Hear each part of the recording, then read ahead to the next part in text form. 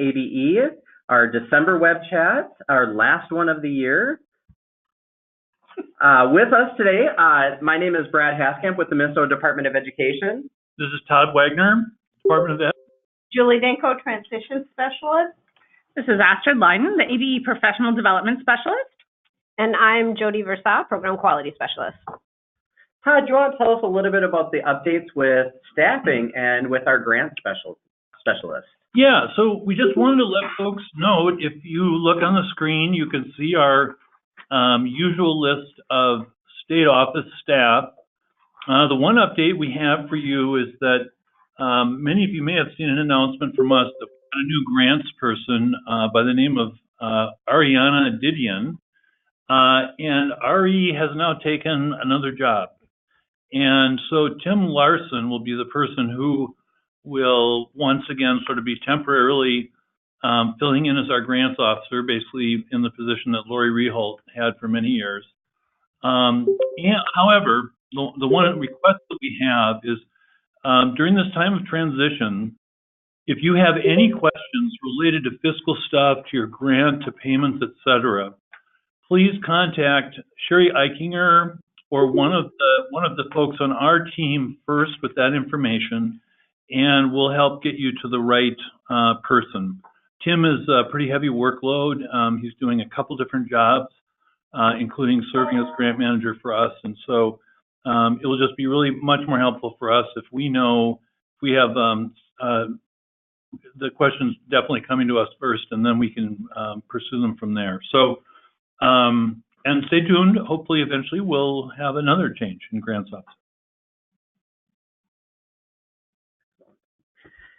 As we get started today, just want to remind you that if you have any ideas or questions or thoughts to share, you can always type them in using the webinar's chat function. Also, we will have a designated Q&A period at the end, and so you can always raise your hand, and we can unmute you to ask your phone.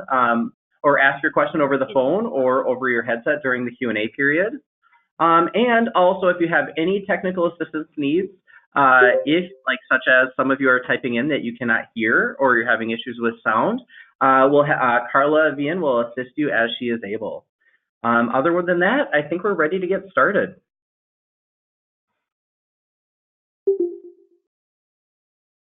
And today we have 6 topics that we're going to tackle.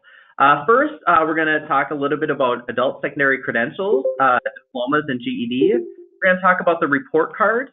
Then we're going to have a brief accountability overview, especially regarding data and testing. Then we're going to talk transitions, and we have a couple guest speakers with us today from the Department of Employment and Economic Development, or DEED. We're going to talk about professional development and then answer any other questions that you might have today. Let's get started with adult secondary credentials first.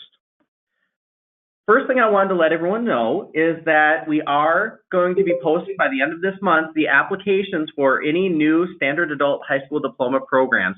And this is for any new consortia that would like to launch their standard adult diploma program, or any current consortia that would like an application for them to expand to new sites.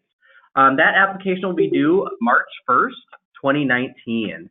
And that will be posted on the MN ABE and hopefully the Atlas website as well. Like I said, it should be posted by the end of December. The application will look the same, very similar, if not the same, as what you've seen in previous years. I also wanted to let everyone know, if you haven't yet heard, that we have now finally launched a new acronym, and this is real progress in government when you can come up with a new acronym. So we're excited to note that as we continue to talk about the evolution of our high school equivalency assessments, we have a new name, and we're calling it the HiSEAs, which allows us to do lots of pirate puns and nautical jokes, and that will just make it a lot more interesting for all of us. So let's talk about our adventure on the HiSEAs and start with where we currently are at. Obviously, GED is our current high school equivalency test, and there are 4 things I want to share with you about that are happening currently with GED.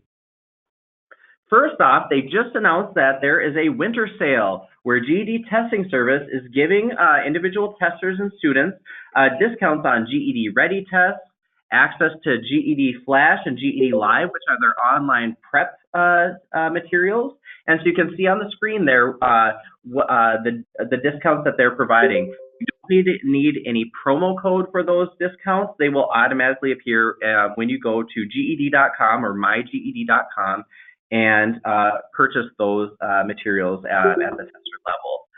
Please note, though, that this promotion ends this Friday, so it's a short promotion. So if you have any students that want to buy Ready Test in particular, this is a good time to do it.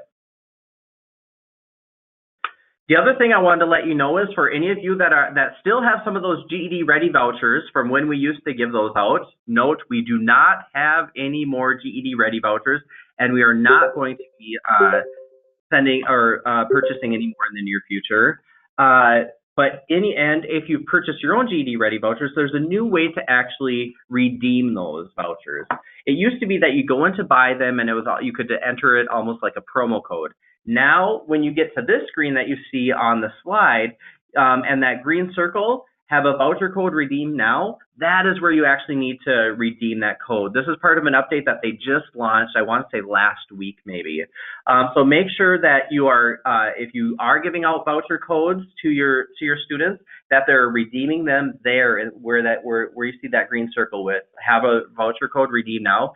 They cannot use it if they go in to buy one subject or buy all 4 subjects and try to use it as a promo code later on.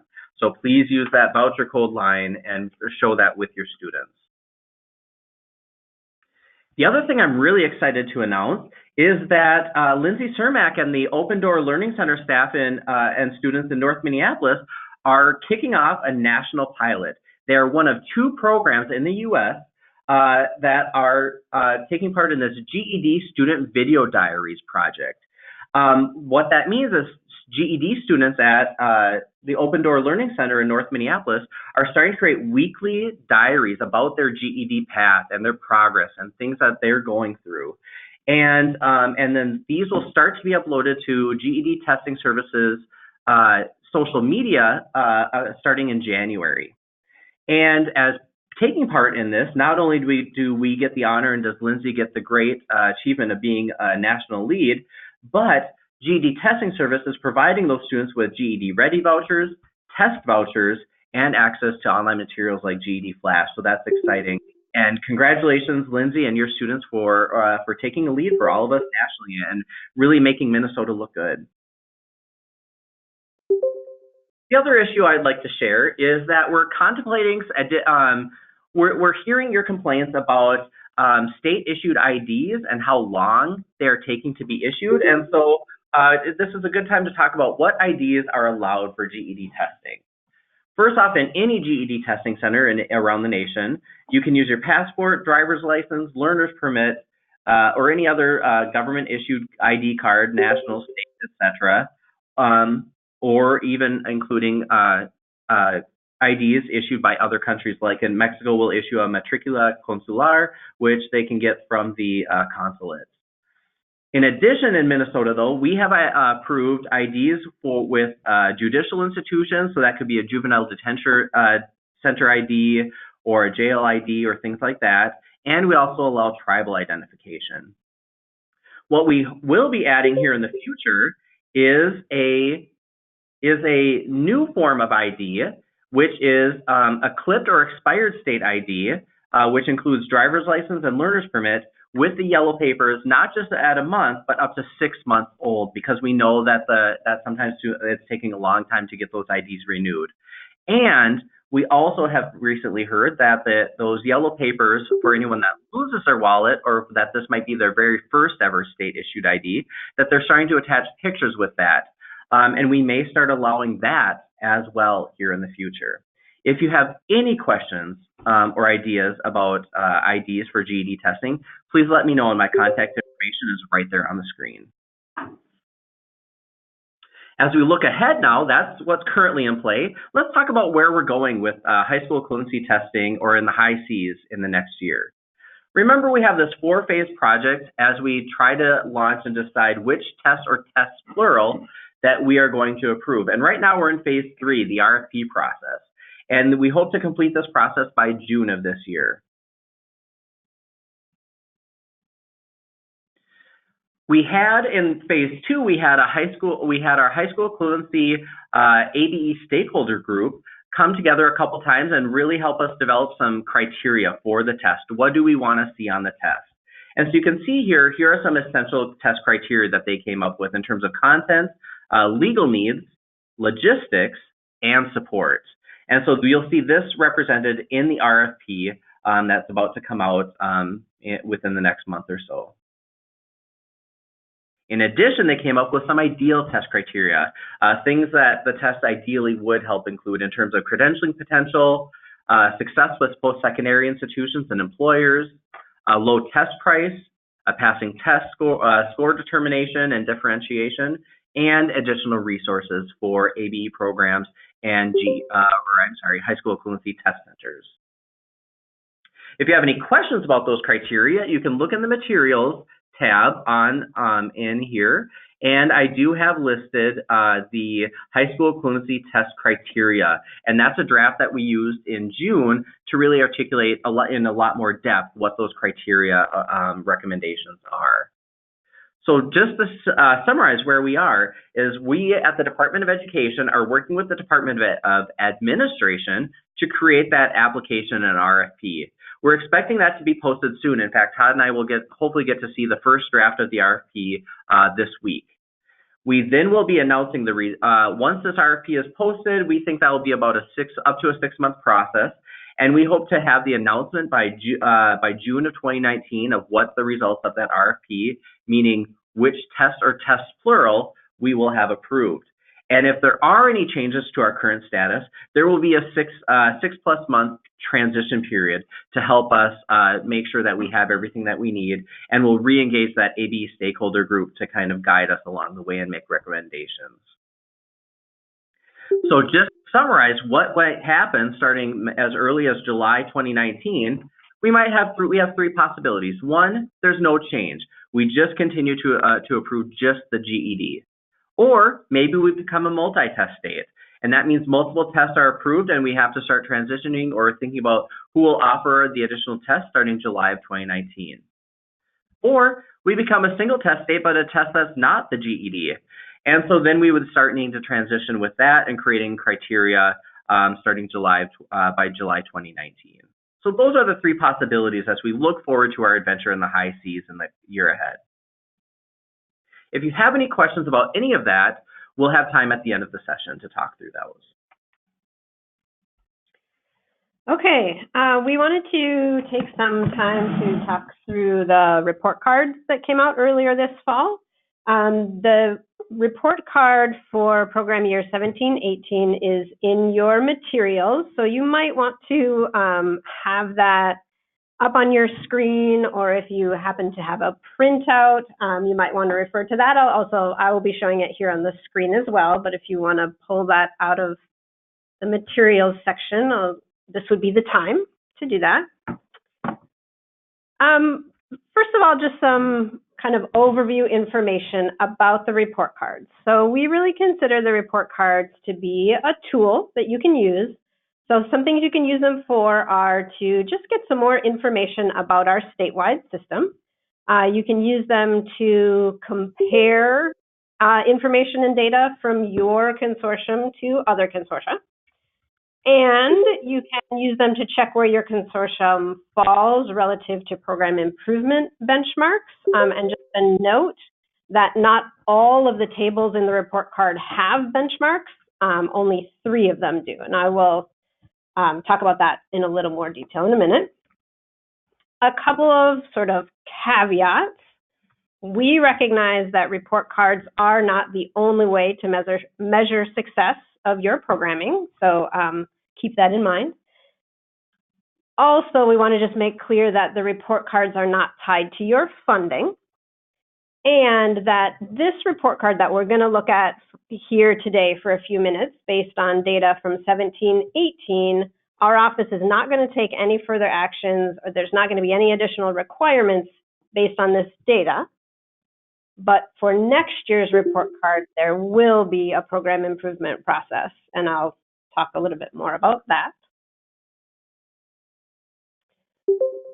in terms of the report card and what's in the report card, this is just a quick overview. There's a cover page, and then there are 6 tables.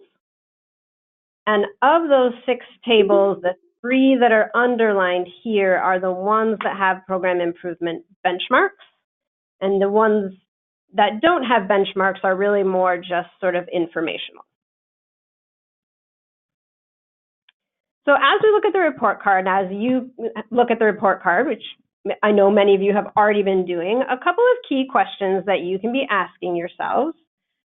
One is the pretty straightforward question of where do we fall in relation to the program improvement benchmarks. Another key question to ask is how do we compare to consortia of similar size and student population? So we do want you to note that ABE consortia across our state vary widely in terms of how many sites, how many students, what kind of programming, how many school districts are involved. So it's probably not super informative to compare your consortium to another consortium that's very different. However, we do think it should be informative to think about which consortia are similar to yours and then check your results compared to that consortium and see whether they are comparable and think about whether you might have anything to learn by sort of reaching out to other consortia and asking them some questions. So I'm going to take a minute to talk through each of the tables on the report card. So the first page, the front page of the report card is just a cover page. It defines the program year that we're talking about. It specifies that there are 42 consortia in this report. And I should note, for right now, we're just going to look at the report card for 17-18. This fall, we released 2 report cards together. We released the 16-17 report card and 17-18, but we'll just talk and look for now at the 17-18 results. So this cover page also has just a description of what's on each of the tables, and it defines some terms. So if there are technical terms or abbreviations that you come across in the report that you're not sure what they mean, check the cover page. That might also be useful if you're kind of talking through this document with staff. You can refer to those definitions as helpful with your staff. So the first table on the report card is about revenue. So a couple things to note about this table. This only includes your state revenue. So your federal aid is not included here, mostly just because the federal aid is so much smaller than our state aid. Note that there is not a program improvement benchmark associated with this data, so our office is not making any judgments about where you should fall on this report. But what this shows you is it kind of gives you a comparison of how much state aid different consortia across the state are receiving, how many people those consortia are serving, and then just basically doing the division problem to say what is the amount of state aid they're receiving per participant. This might, in a general sense, we could think of this as sort of an efficiency number. So the lower the amount per participant might indicate something about the efficiency of programming, but we recognize there are a lot of different factors that go into that, including, you know, whether you're working in the metro area or in greater Minnesota, including the retention of your students. So this table is informational, and, you know, we encourage you to, like we mentioned, consider other consortia that are similar to yours and see if you're kind of in the ballpark with them. The second and third tables on the report card are about measurable skill gains. So these tables do have program improvement benchmarks, and I'm actually going to click out here and click into the actual report card so I can scroll up and down a little bit. So on this table, actually this is the ESO, and This is the ABE Measurable Skill Gain table. So these two tables are similar, just that one includes ABE students who are leveled into ABE levels, and the other includes ABE students leveled into ESL levels. And then it breaks down the number of participants, and then of those, how many made a level gain. So this is a test-based level gain. And it also includes those who made who completed a high school credential. So that's a GED, a high school diploma, standard adult diploma. Note that these two columns are not mutually exclusive, which means that someone who is included here as completing a high school credential may also be included here as someone who has made a level gain.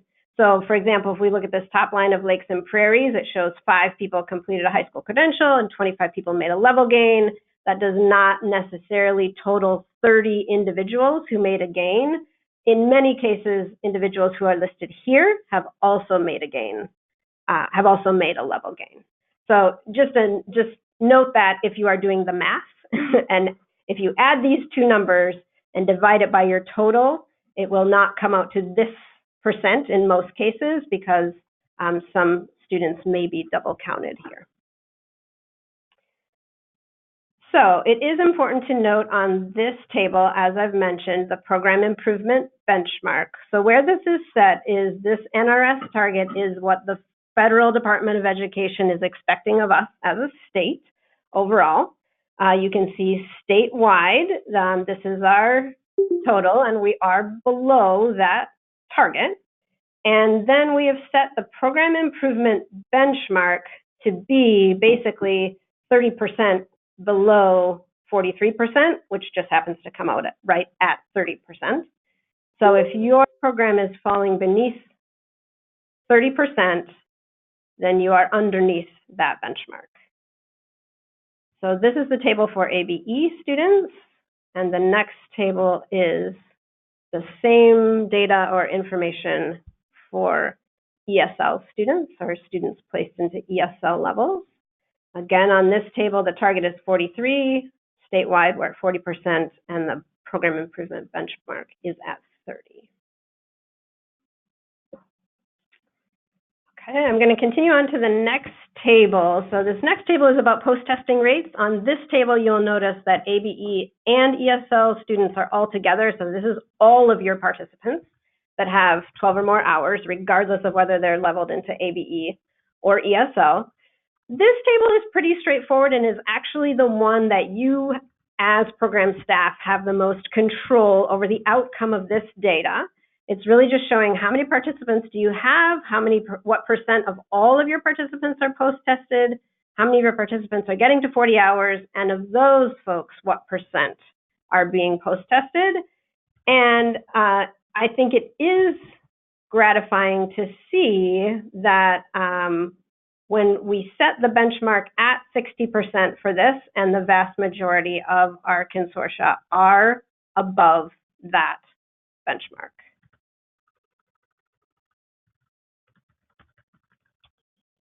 And kind of the last set of tables that we have in the report card are about retention and persistence. So note, these two tables do not have program improvement benchmarks. Again, they're informational. They're there for you to think about and maybe investigate further into and compare yourself to other consortia, but we are not setting a benchmark or a target that we expect on relating to this data. Again, you should note these are separated. This first one is for ABE students, and the following one is for ESL students. What you see on this table is enrollees, which is anyone who comes into your program. How many of them are sticking around to 12 hours to become participants, and then how many of them are sticking around to 40 hours.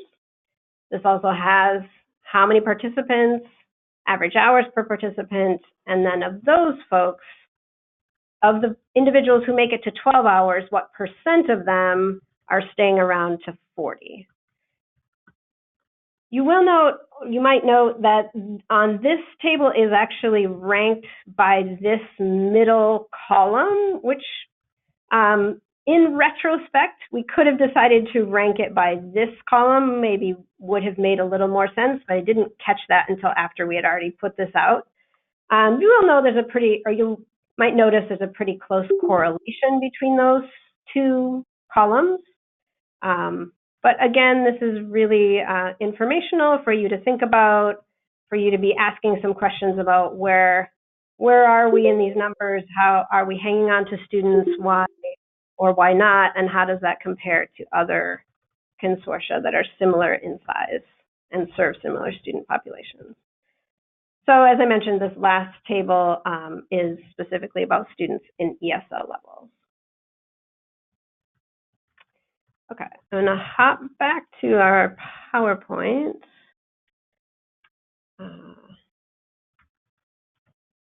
Just to come back for a second to these key questions. So as I mentioned before, hang on.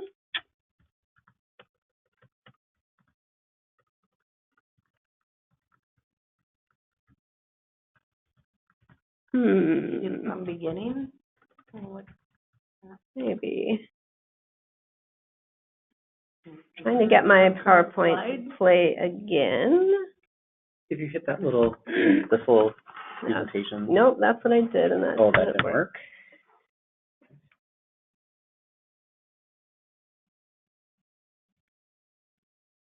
Yes, no. Hang on a second, everybody. There we go. There we go. Okay, it was just slow. Okay, so once again, just as a reminder, key questions. Are we falling over or under program improvement benchmarks? How do we compare to consortia of similar size? And then some questions that you might want to investigate some more, not that you have all the data on the report card to know these things, but that the report card might start you down the road of doing some more investigation. So you might want to break down your data further by your different sites, the different members of your consortium, different levels of students, and you might do that for measurable skill gain rates, for post-testing rates, for retention rates. And hopefully it would also sort of prompt some thinking about your post-testing practices and procedures, and are those consistent across the consortium so that you can capture all the possible gains. Sort of the final piece of this is to kind of remind everybody about program improvement. So program improvement is a technical assistance process that consortia may be required to participate in based on their data on this report. But remember, there will be no program improvement associated with the report card we're looking at right now, so it's just informational. But we will start program improvement again next program year. So once a report card is released for 18-19 data, then there will be a program improvement process that will start in the fall of 2019. And once that report card is released in program year, after program year 19 ends, any consortium that falls under the benchmarks on one or more of those three tables will be flagged for possible participation. And from that group of flagged consortia, a group of consortia will be required to participate in the program cohort. And how we will decide who gets slotted into the cohort will depend on how many consortia are flagged total. We will also take into account if a particular program has very small student numbers in an area, like if there are only 3 ESL students and none of them made a gain, we will take that into account. And also, we will take into account unique circumstances about a consortium. So the one example I've been talking about is the fact that the 40-hour post-testing requirement is not a unique circumstance. We know that makes it difficult. We know that makes it more challenging to get gains, but it's not unique in the sense that we are all under that requirement. But one setting or one situation that we know makes gains sometimes more challenging is serving students who are in short-term corrections, so local correctional facilities or county correctional facilities. And I know I've had some conversations with several of you about challenges specific to serving that student population. So that would be an example of something that we could certainly take into account when we are considering what the results look like from a particular consortium. So Jody, we have a question. When Yeah. can we expect the 18-19 report card? So we can expect that in early fall 2019.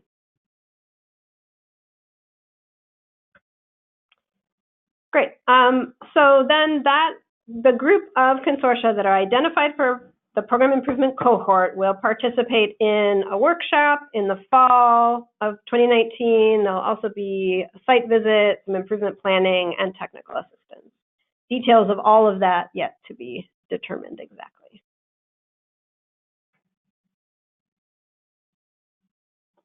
There's one other question that I received in chat, and that is if you go back to the MSGs and it has the high school or the diploma column, does that include everyone in that consortium that got a diploma, or only, because we were only allowed to count one MSG, measurable skill gain, per year?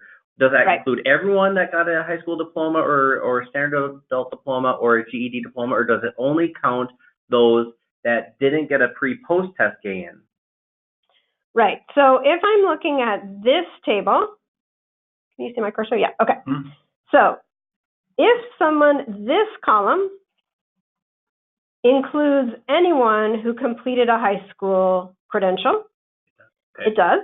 This column includes anyone who made a level gain. However, this percent only reflects that student once. Okay. So, wait, let me go back for a second. So as I was saying, like in Lakes and Prairies, I think I did the math for Lakes and Prairies. I think that this 57% of 47, I think, comes out to 26 or 27 students. And that's because there were 25 who made a gain and 5 who got a high school credential, but 3 of those 5 also got a gain. So they're only reflected once in the overall percentage. Okay. Thanks for that clarification. Yep. Any other questions about the report card?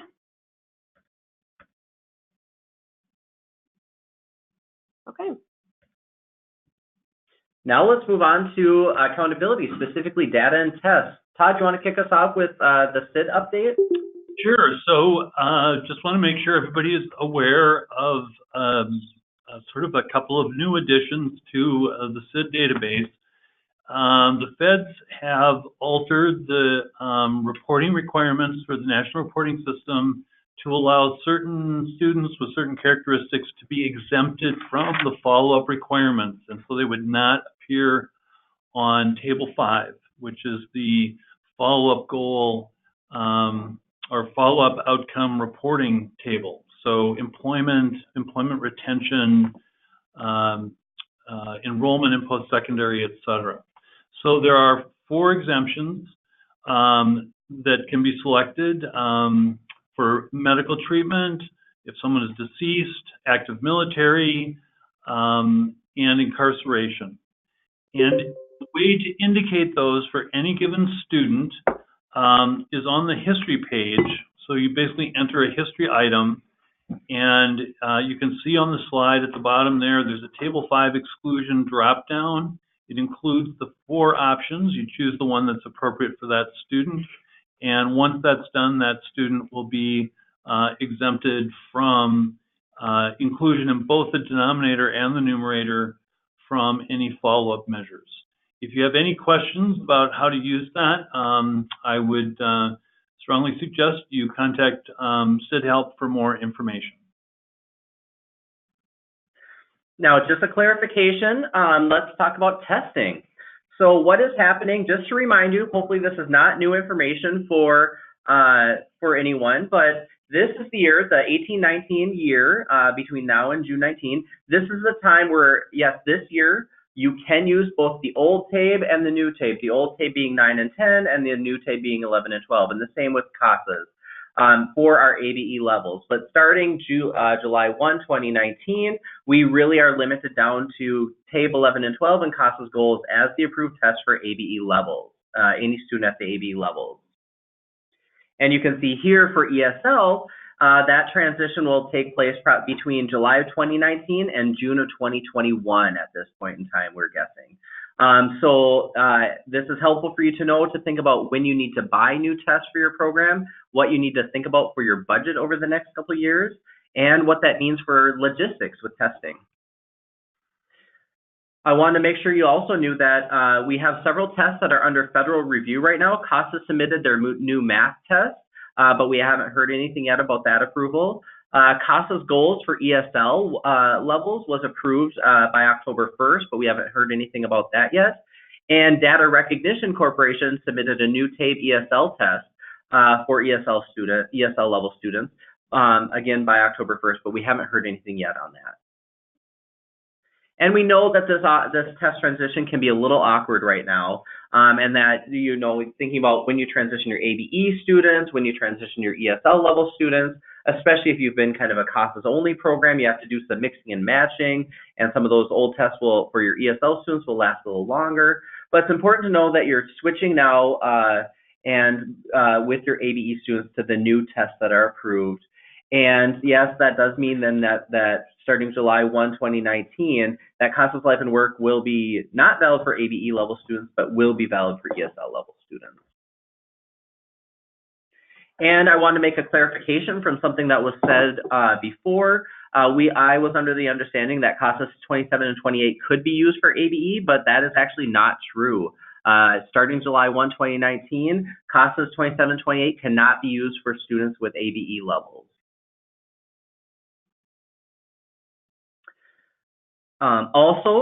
So many programs have also been asking us, how do we transition? Like, how do we actually logistically think about this? And so for you today, we want to kind of present three options or three potential models for you to consider: the hard stop start, the pilot model, or the rolling transition model. And we're going to talk through each of these, as well as talk about the benefits and general benefits and challenges to each of those. So let's start with the easiest one to explain. And think about each of these models and which one might work best for your program locally. So let's talk about the hard stop start model. And we're using TABE as an example here, but this could also apply for CASAS for your ABE level students. So right now, if you did the hard stop start, we're kind of have a sample timeline here, is that you continue just to use TABE 9 and 10 for all student pre-post testing through May, and then try to get that final post-test out of TABE 9 and 10 in June for any students that reach their 40 hours. And then that means starting July 1, your program does a hard start with TABE 11 and 12, getting all students pre-tested and then post-testing them once they reach their 40 hours. And so that means your program just does a hard stop on June 30th and a hard start on July 1st or any other date that you choose. The benefits to that, it's easy to communicate. The challenges are, though, if a student misses that final test, post-test period, or if they don't make a gain during that jump month or that stop month, then you may miss out on some measurable skill gains with students. And you also, then, the other challenge is that all staff and all programs need to implement this immediately, and you might not have worked out some of the complications with the tests, and so that might cause some additional confusion with staff and students. Now let's talk about the pilot model. The pilot model means that you would designate a small group or a small class or a couple classes that would start with the TABE 11 and 12 pre-test starting in, say, January. And then in the spring, as they get to their 40 hours, then you would post-test them with the 11 and 12. While the rest of the students are still taking 9 and 10. And then after you pilot that, after you go through that pilot period for a couple months, then you move the rest of the program and all the other students into the new TABE 11 and 12 for pre and post testing as appropriate. The benefits to that is it gives you a chance for a couple staff to try the new test with a small group of students to work out all the kinks or all the issues before you do a program-wide transition. It also then allows that if you have a couple staff that are leading that pilot, they then could train some of the other staff in this process with some more experience. The challenges are you have to then keep track of which students are on which tests, and it's true that not all staff might get to practice or try the new test before it launches for everyone. And then finally, let's talk about the rolling transition model. This is option number 3 that you could consider. And so basically what it does is it has you divide your students by all currently participating students and any new incoming students. And so what this means is for all currently participating students, through December, you keep them on TABE 9 and 10 for pre and post testing purposes. Then starting January, as students get their 40 hours and you do post testing with them, once they make a level gain or a measurable skill gain on TABE 9 and 10, then you immediately give them a new pre-test with TABE 11 and 12, and maybe you do that for a period of transition over several months. But by July 1st, then you have all of your current students transitioned over to TABE 11 and 12. But yet with new students, what you do is starting January, you just automatically start having them take the TABE 11 and 12 as their pretest, thinking that they might not get to 40 hours before June, or just that way they're kind of already just starting with the brand new test that will be in existence for a long period of time. And so they maybe new students transition a little bit earlier than some of the current students. The benefits to this are that it might provide the smoothest transition from the individual student's perspective. They're not taking duplicative tests, or it's not that they have to all of a sudden take a brand new test even though it might not have been 40 hours. And so it kind of makes a smooth transition from that student perspective.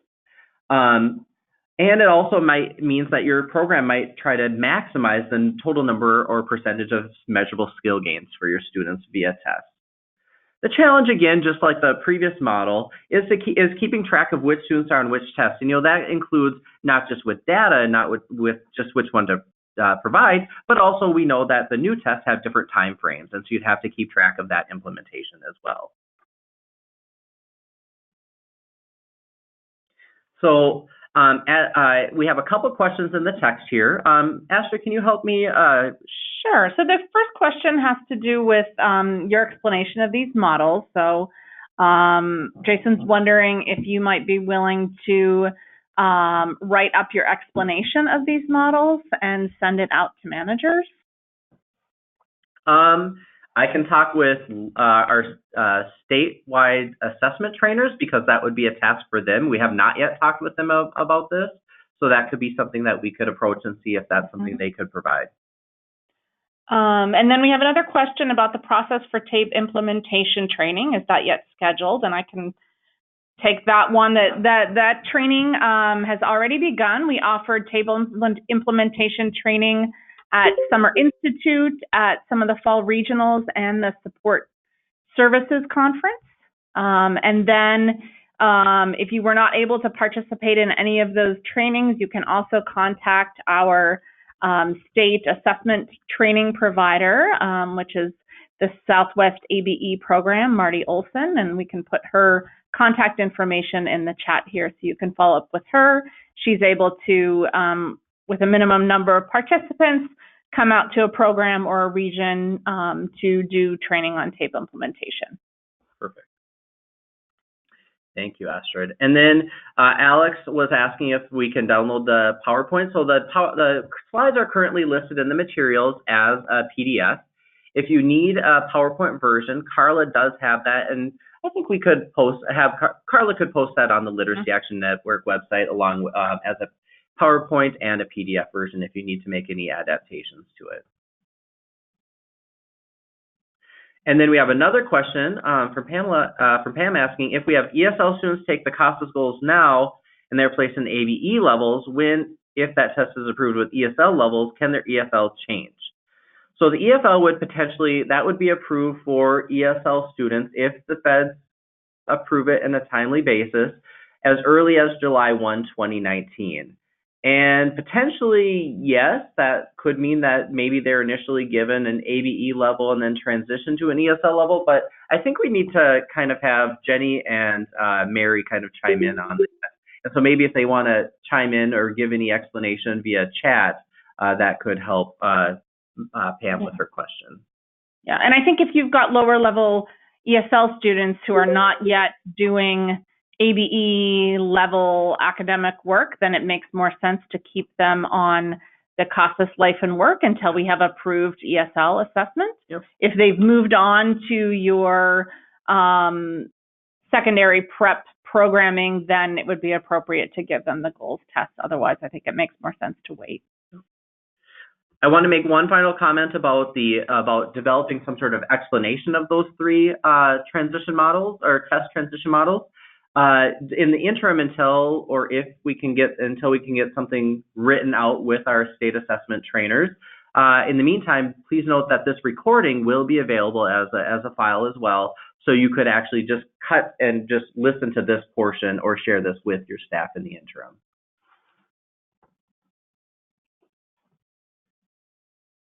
And just an additional explanation from Jenny about the previous question that now I'm blanking on what that was about. That was about using CASAS goals for potential ESL students. Jenny said that likely would be possible. It would require some changing items on their record in the history form, and they'll have to work and make a process for that. So stay tuned. This is Todd. I'd just like to reinforce what Astrid was saying, that I think best practice would be to restrict use of the goals tests only to ABE students or perhaps very high-level ELL students, and continue using the Life and Work series until such time as the feds have approved the goals test for use with all ELL students.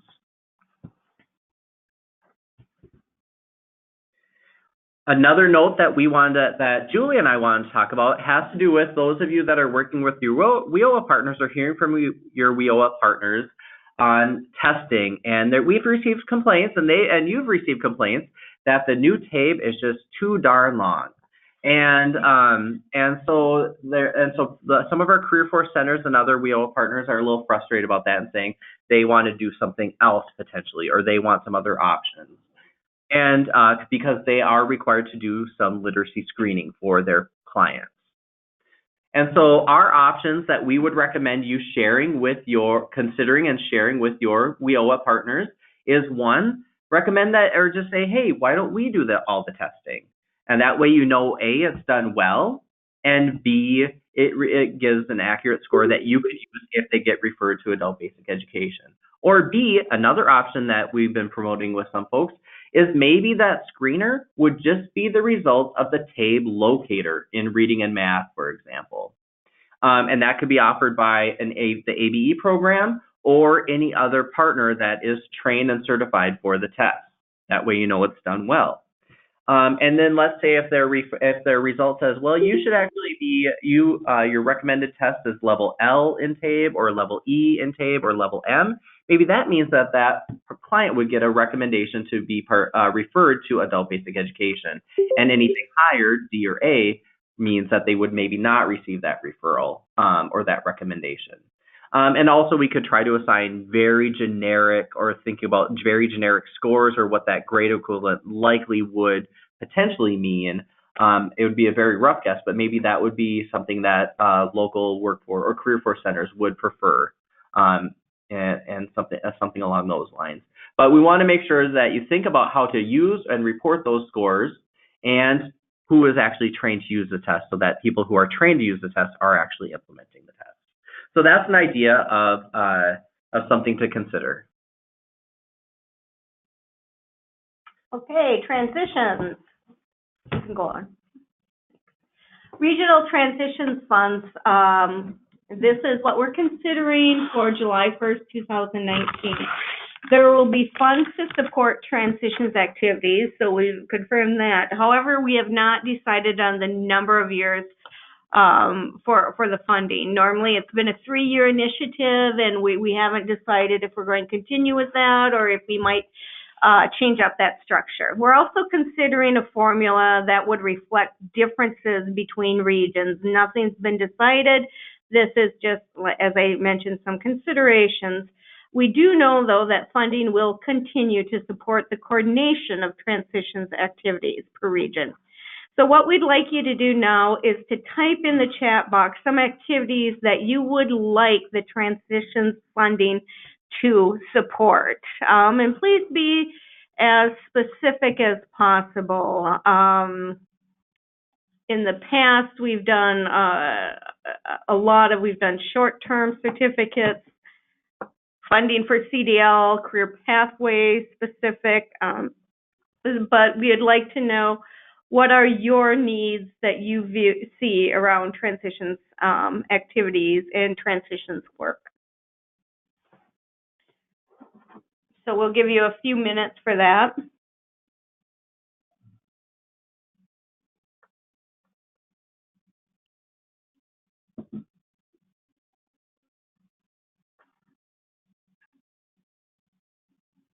Okay, I'm seeing a lot of good responses.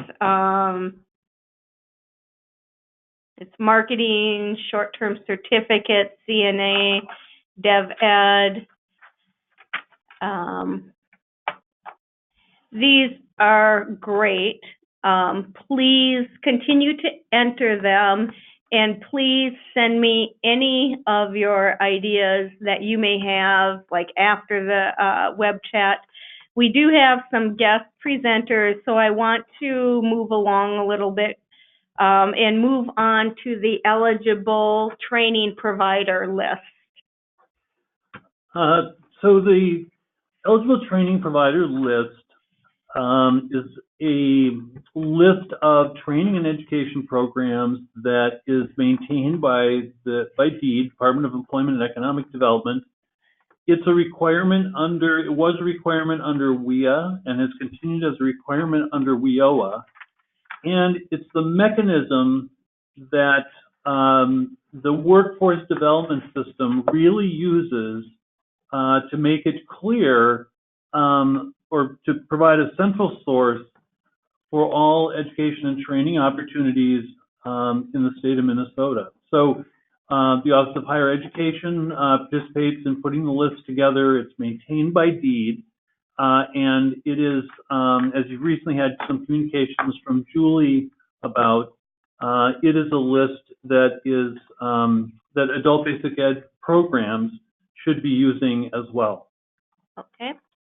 And so what you saw was a link to the Career and Education website was on the last one, but some benefits of using this are that workforce development counselors are actually trained to use the eligible training provider list as a source for identifying related programming, including ABE. And this is where they can refer clients. It also increases referrals and visibility of your programming, and it could mean more new students for ABE programs. It makes ABE programs eligible for WIOA Title I funding that could be used to support career pathway programming.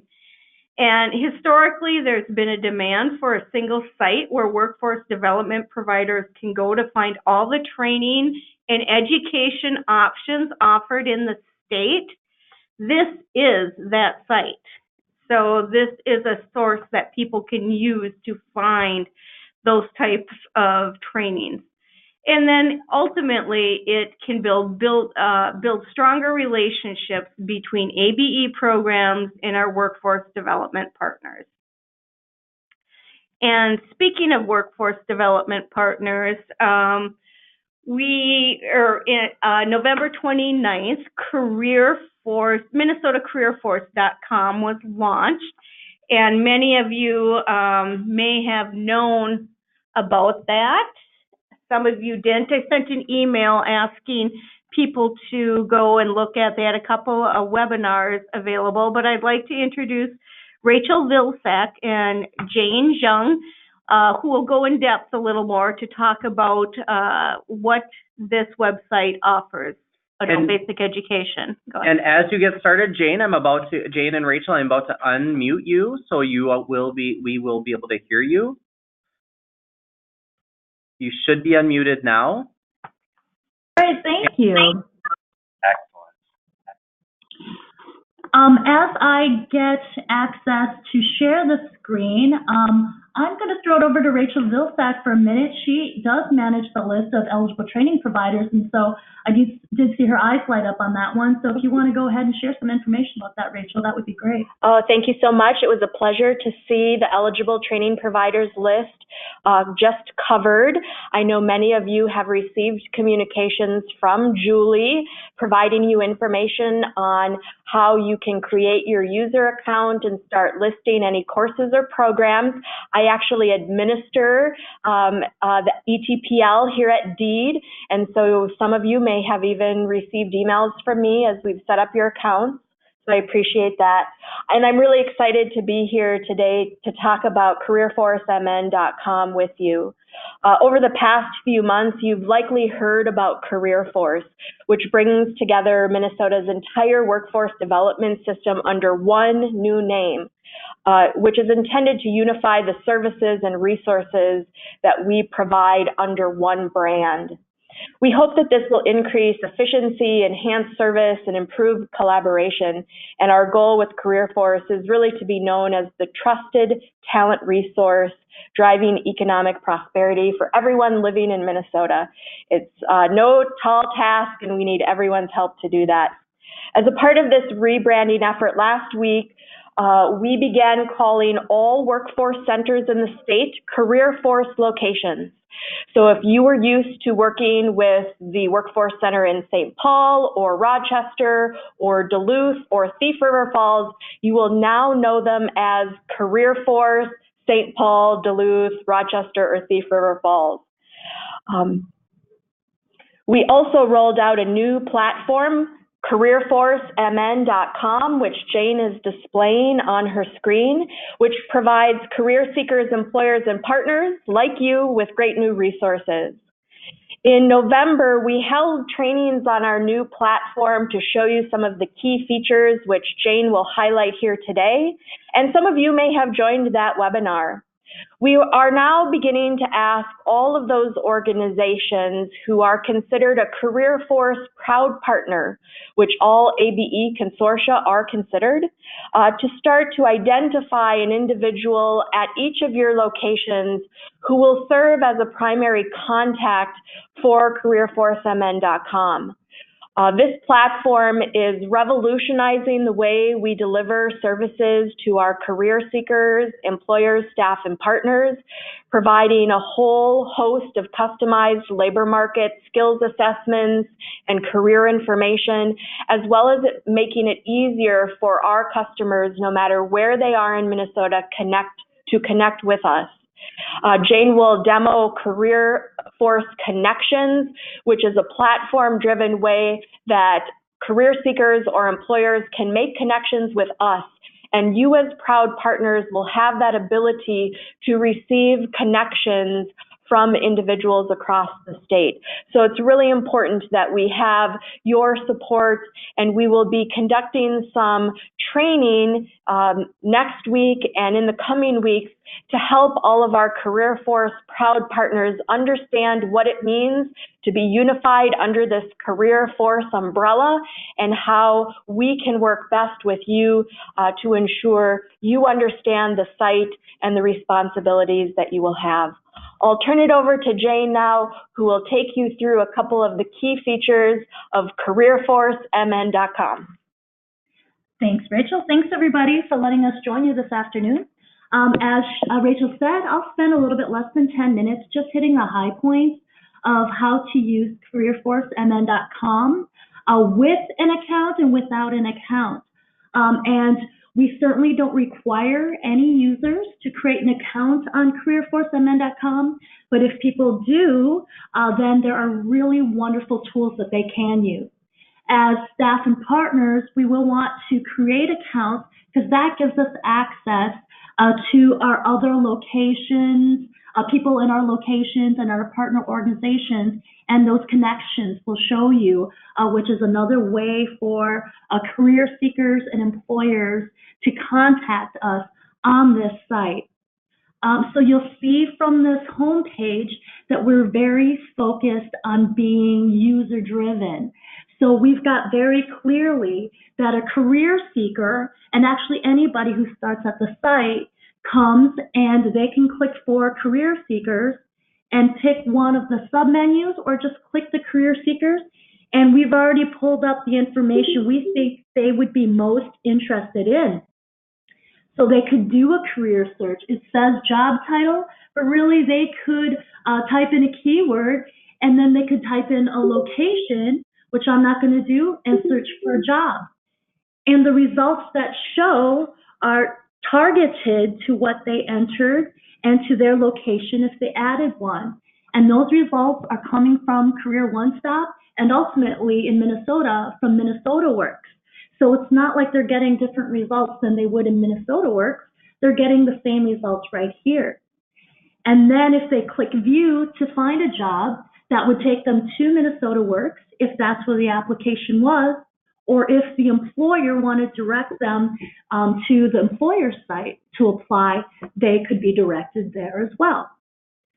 So that's really one key thing that career seekers, without even creating an account, could use the site.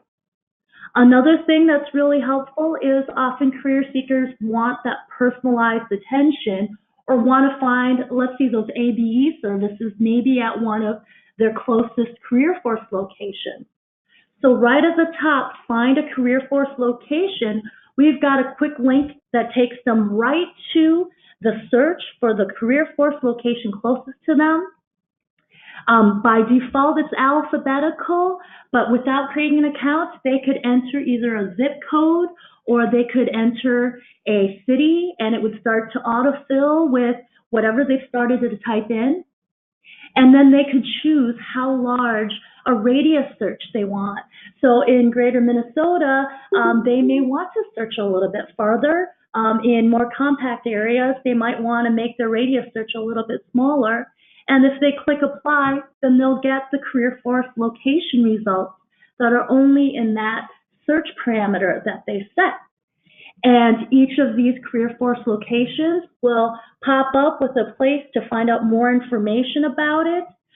We are very mobile friendly. We're actually mobile focused. So if you saw this site on a mobile phone in your phone's browser, you could click on the map and locate it. You could click on the phone number and that could launch your phone dialer and call right there, or the email, click on that and you could send an email. Or as we were talking with Career Force Connections, that is another way of connecting with a proud partner or career force location. Let's say I'm a career seeker and I want more information about, let's say, a workshop coming up. Maybe I don't want to call right away. Maybe I don't want to email and then wonder where my email went. I can click Connect with Us. If I don't yet have an account, I would be taken to the login site where I would be prompted to create an account, or if I wasn't logged in, I would be prompted to log in, and that allows me to send a message to that career force location that I was viewing, and then that would send a secure message within the site to that location or partner. So I'll scroll down a little bit to the bottom of the site where we have a shortcut to meet our partners, because we acknowledge the very important work that all of you do. And we have pre-entered all of our partner locations into their own card here. And when somebody searches, they can search by location and again, another radius search, or they can enter a keyword. So if they know what the name of your ABE is, and they know it's not specifically for a city or anything, they could search that way as well. And if they click on the card for your ABE and they wanted to learn more about it, they could learn where your location is. They will see the services that you provide. And if there are any additional locations, those will be listed as well. We know that a number of your locations may be at schools, so we didn't want to create, a map directly to those alternate locations because we don't want people just showing up at a school location unannounced. So we would definitely encourage them to contact you directly at your headquarters, using your phone number that's listed, the email that you've provided, the website so that they can go directly to your website, or this Connect with Us. So I will show you what a connection looks like from the staff side or the partner side. Again, customers, career seekers, or even employers will not be able to send a message from the Connect with Us button unless they have an account already. And that really just asks for their email, their location. That's optional if they want to narrow the parameters of all the activities that they do on the site. And then once they do create that account, they would have the ability to save pages. They could save your ABE. I'll scroll up a little bit to the page.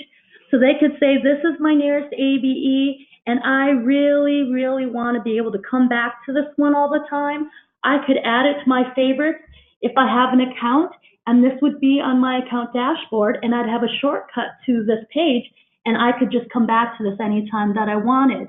Or if I like social media, I can favorite it, go ahead and put it in LinkedIn or Twitter, or send it in email to somebody I think might like to have this information as well.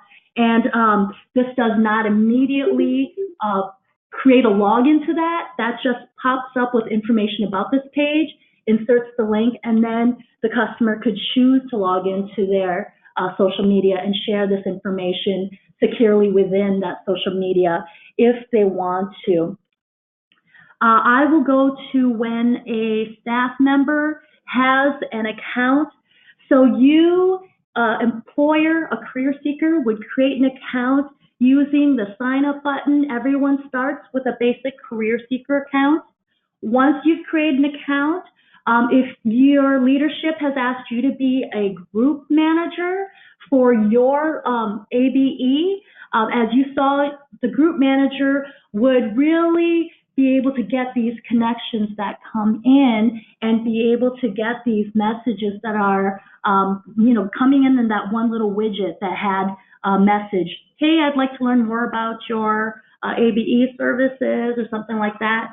And the manager would get the messages in this area here. Their accounts would actually pop up in their My Groups area. So I have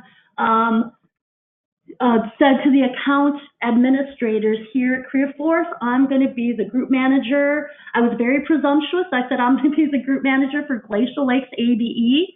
I'm not going to be one of you who's going to tell us who will actually be the group manager or managers. And then we will get them set up with this My Groups area. They'll get the link to the ABE specific page in their My Groups area. And then in addition to seeing that basic ABE description page with the services and contact information, the group manager will get, oh, Julie, did you want to interrupt real quick? Can I? Yeah. Yeah, I'm just wondering, as we're looking at this, what expectations do you have? Do you want the ABE managers or the programs to go in there and update these sites? Hi, Julie. Yeah. Hi, Julie. This is Rachel. So what we did for all of our proud partners or Career Force locations is put some information on your partner page. So we will provide guidance, and we do hope that people will go in and adjust accordingly. We thought that it is important, as Jane is showing you on the screen, to list all of the individual locations with which you may provide services. And of course, we want you to be able to include some type of a phone number, an email address, a web link where people can learn more. What we're really seeking to do, though, in a lot of this quick overview of the location is just to provide customers, again, whether they be career seekers or employers, a small bit of information. It really isn't a place where you could need to be listing everything, right? We want to kind of provide, in a sense, this nice connection or warm handoff between customers and the services that you provide. So really, this is intended just to be a start in the process. You'll notice that as Jane was scrolling down that page that we did create very specific service cards. I think from our perspective, all of the career force locations and then the service card that was created specifically for the ABE Consortium locations, that these again are very general. It's just for people to get a quick overview or understanding of what you provide. And I don't think that we're seeking or requesting that you modify that information, but of course you can make some slight changes to that profile that appears on the page. And again, we have a much longer training where we go into how this connection works and how those people identified as a group manager can actually make those changes, so we won't go into that in great detail here. Okay. Julie, does that help? Yes, totally. Yes, awesome, thank you. So I'm just going to show the two things that a group manager can do. And again, as Rachel said, we have a much, not longer, it's not, I don't want it to seem arduous, but you know, we provide a really detailed training. We want to be there to help group managers do their job well in managing the site. So there's just a couple of links that a group manager will primarily be using. There's the members link. So after, you know, they get designated as a group manager, you know, they may communicate to their folks who they work closely with at their location and say, hey, could you go in, create your account on careerforcemn.com and then let me know what your username is. Maybe you all decide on a standard for what a username is, whether that's your first name and last name or your entire email. And then the group manager will be able to add members from existing users on the site. And then they could make them just a group member who can receive or get assigned these connections, these inquiries that come in on the site. Or they can, one group manager could create another group manager if that person's going to be filling in. And then later on, there's another content management role, which is, you know, maybe making assignments, but not necessarily adding people or removing people from the group. So that's one of the main things a group manager will be doing. The second thing is those connections. So as a career seeker or an employer, when I find Glacial Lake's ABE site and I say, that's really awesome, but I want to send them this connection, and I hit connect with us, I get a box where I enter something like, hey, can you tell me more about the services for this or that? Here's my contact information, and here's how I would like to be contacted.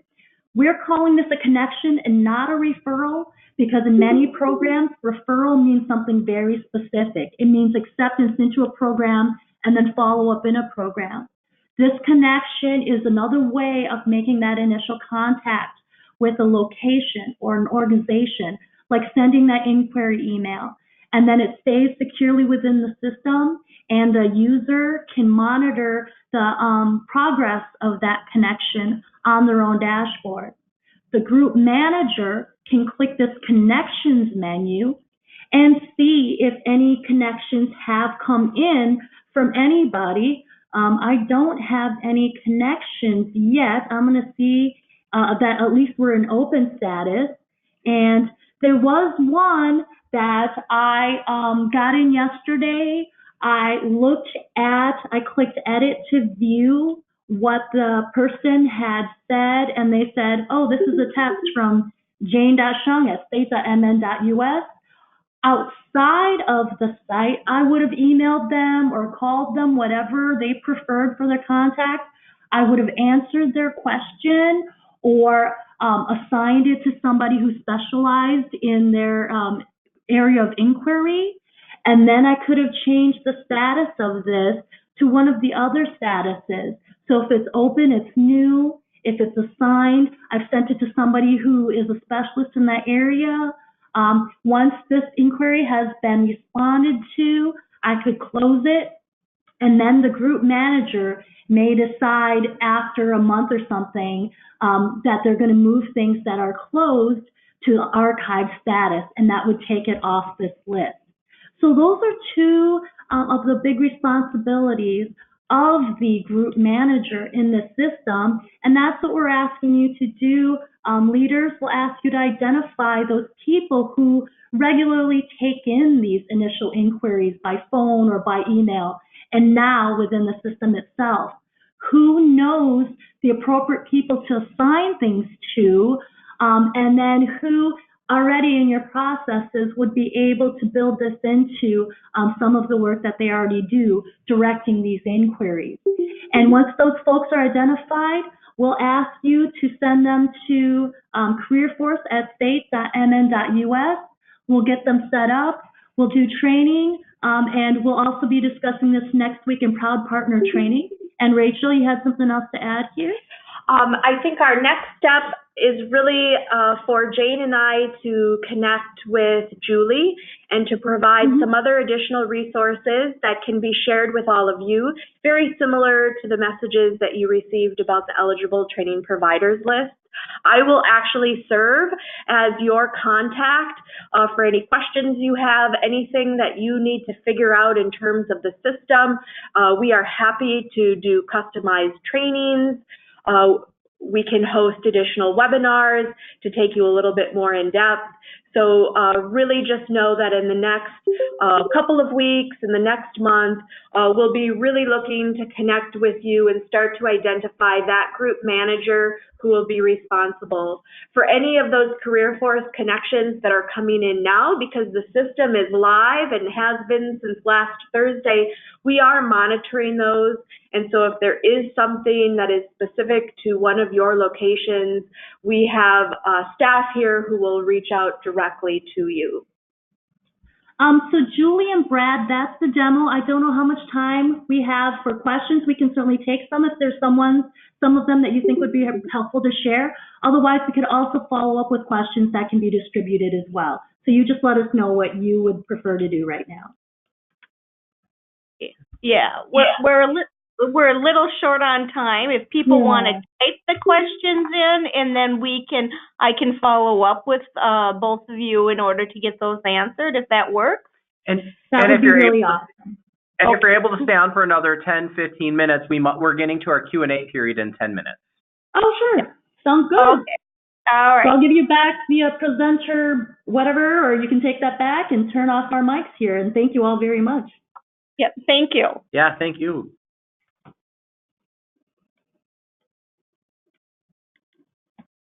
Okay, so we're going to wrap up with just a few announcements regarding professional development.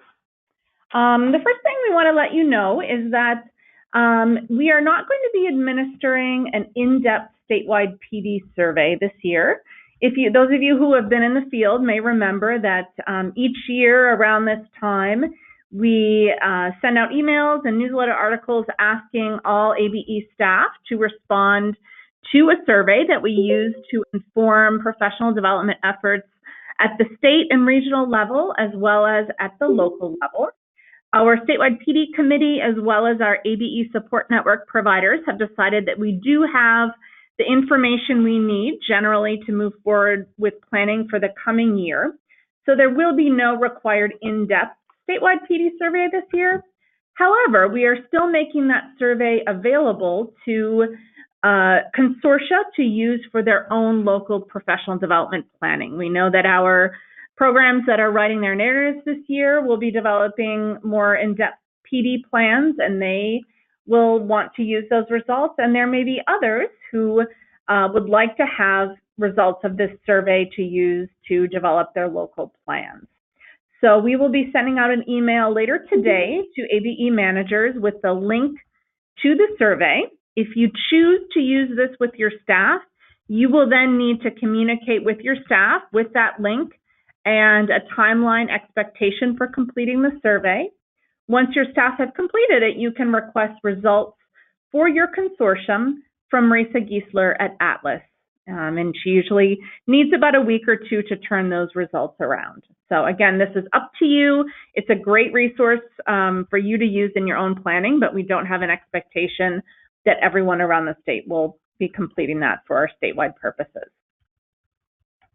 However, the PD committee and the support network providers will be identifying a handful of key questions to ask the field and sending out a very brief targeted survey next month that we will be asking all staff to complete. So just keep an eye out for your ABE Connect newsletter. There'll be more information in January, and we'll be contacting managers directly with that information as well. A couple of different PD opportunities coming up we want to make sure that you are aware of. The Technology Integration Initiative being coordinated by the Minnesota Literacy Council is being run again this year with a focus on mobile learning technologies. Last year's PD survey indicated that many staff and programs are interested in learning more about how to use mobile technologies to better serve their learners. So this is an opportunity that will be running January through May, kickoff event where teachers who are participating will learn more about the North Star Digital Literacy Standards, mobile apps they can use for teaching and learning, and just some general best practices in technology integration. And then we'll work with Susan Wettenkamp Brandt at the Literacy Council and the rest of the cohort to apply what they're learning over the coming months. They'll be focusing on different technologies and standards each month, trying those out in their classrooms, developing lesson plans, and then meeting via webinar to continue their learning and share with others and give feedback on their lesson plans. Applications are coming up. They're due December 14th, and there's a link here where you can get more information and fill out an application. We know that technology integration is one of the greatest needs that we've heard you have out in your programs, and we've developed professional development to respond to those needs. So we hope that many of your teachers will be interested in participating in this.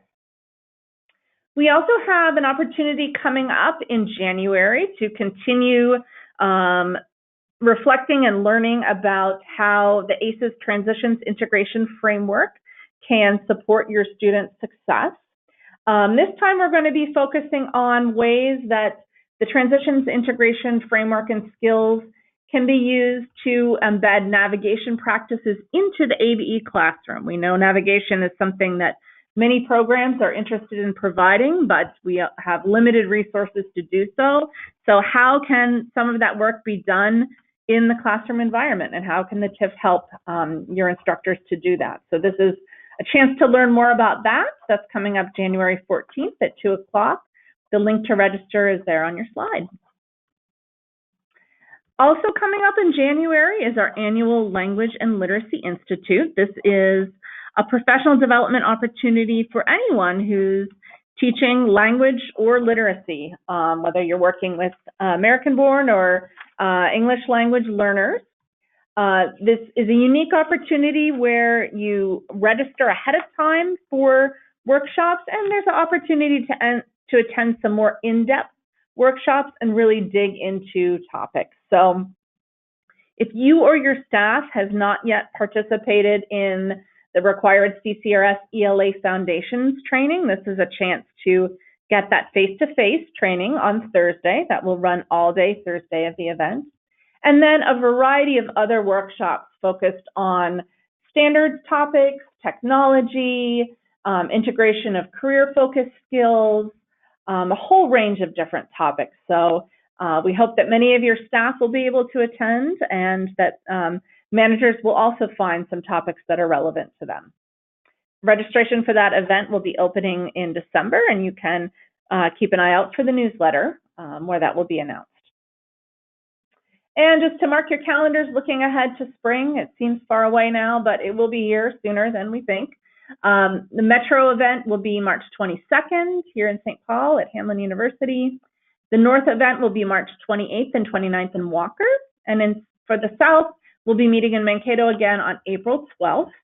And just to note that as we've done in the past couple of years, our ABE Spring Grant Application workshops, where we give guidance for filling out the annual application for ABE funding, will happen as part of those regional events. So those will be current sessions that we offer at all three of the regionals. And for those of you who are not able to attend in person, our May 1st web chat will include that information. So there's a virtual option as well.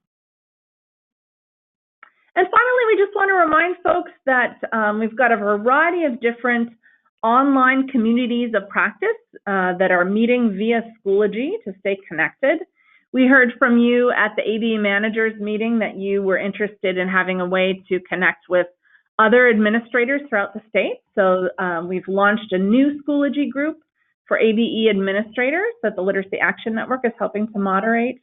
We also have a relatively new numeracy instruction group. In your materials, you'll find a handout focused on online professional development resources. On the second page of that handout, you will find instructions and the codes you need to join any of these different groups.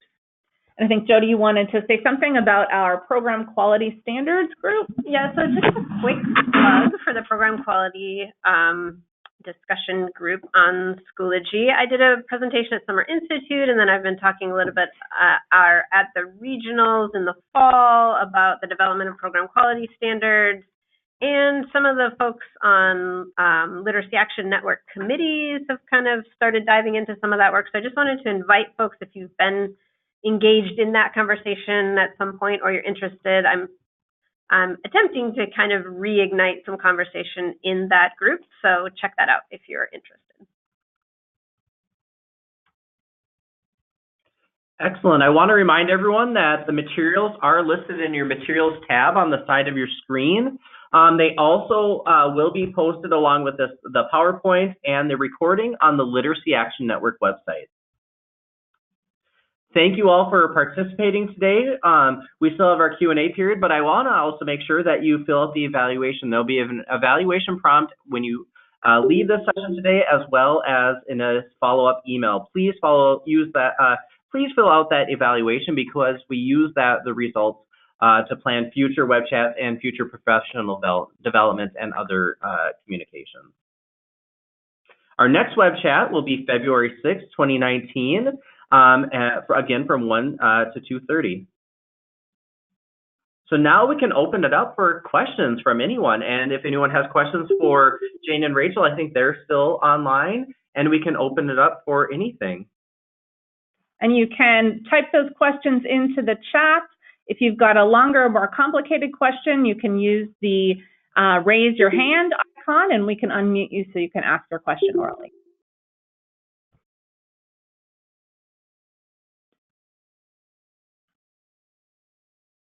I've lost track of the chat. Are there any open questions yet on the chat? Well, the only one I'm wondering, I don't know if Jane and Rachel are still on, but it's regarding Shane's question about registering for trainings and workshops. I didn't realize that had changed, and it seems a little more maybe cumbersome than the other way to register. Could you say more about that or explain the process? Jane and Rachel, I'm going to unmute you right now. Okay, now I've unmuted. Yeah, wonderful. Thank you for the question, Julie. Actually, workshop registrations, as they occurred 2 weeks ago, 3 months ago, 2 years ago, are exactly the same as they appear today. All of our workshop registrations happen via minnesotaworks.net, in part because of that's federal reporting requirements. So from a customer's point of view, workshop registrations have stayed the same. What is probably a better experience for our customers is now they can go to one site, careerforcemn.com, and do really customized searches within a certain distance from a city or a zip code to find workshop offerings, or they can see all of the offerings for a particular career force location. So we actually think it's a better experience for our customers. From a registration standpoint, the process remains the same as it always has been. What about looking up dates that are in the future or whatever? Right, so if you are on the main page of the site, you will just see a very quick snapshot carousel of upcoming events. If you do a search for a particular location and radius and then click the View More Events, you'll be able to narrow down your results by a start and end date. And of course, if you are looking for a particular career force location, you can see all of the events that they offer sorted by date. Oh, okay. All righty. Thank you. We have another question in here, and this would involve Jane and Rachel as well. How does one become a group manager? Wonderful question. So the very last slide that was presented, I believe, was an email address, careerforce@state.mn.us. We are asking all of our CareerForce proud partners to email that account and let us know who your group manager will be. And we have staff here prepared to not only send you instructional manuals, get you set up in the system, they can also call you and help you walk through the process. So our recommendation is careerforce@state.mn.us. You will also see that email address and the direct number to our help desk listed on the website in the lower left-hand corner. So please feel free to reach out to us that way.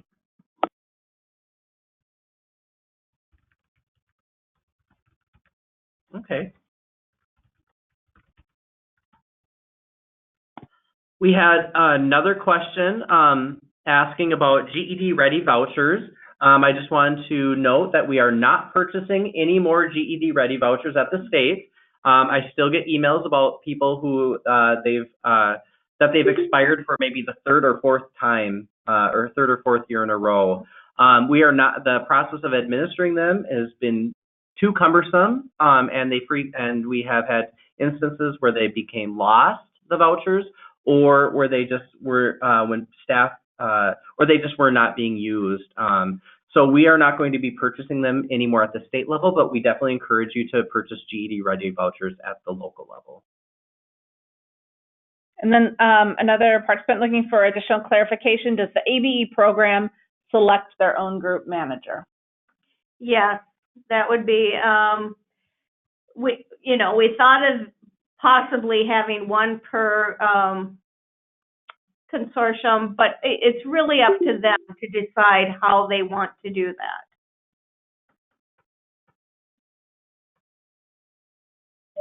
So Julie, this is Rachel. If I could just add to that, the way that it is happening for most of our CareerForce locations is there is at least one, sometimes more, people identified, staff identified at every location who serve in that capacity of a group manager. Their responsibilities do include checking their dashboard to see if CareerForce connections have been made and responding to individuals who have made that connection. The system also has the ability for what we're calling a CareerForce introduction, that if an individual contacts, let's say, CareerForce Blaine, and what the customer really needs is to be connected to ABE services, the CareerForce Blaine Group Manager can actually provide an introduction within the system for that client, that customer, and an ABE or other partner location. So we do hope that there will be at least one person at every kind of consortia that is listed as a proud partner on the site, because that person or someone will need to be available to respond to any inquiries. Once again, we have staff who are monitoring all of those CareerForce connections. So if something is being made at a location where there's not a group manager yet identified, we will have a way to address that and ensure that none of our customers' requests are falling through the cracks. And again, I'm happy to provide Julie with some additional information that can be shared with all of the consortia around upcoming trainings and information that might be helpful as you start to develop or decide who a location's group manager will be. Thank you. Thanks. Any further questions?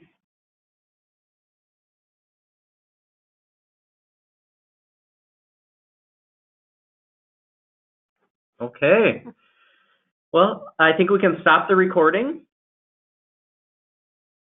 And what we want to remind folks is that you can continue to ask us questions after this session via the evaluation, or you can send us an email. You can download all these resources off the Literacy Action Network website, Thank you all very much for your time today, and have a great new year. Thanks, everyone. Yeah, thank you. Thank you.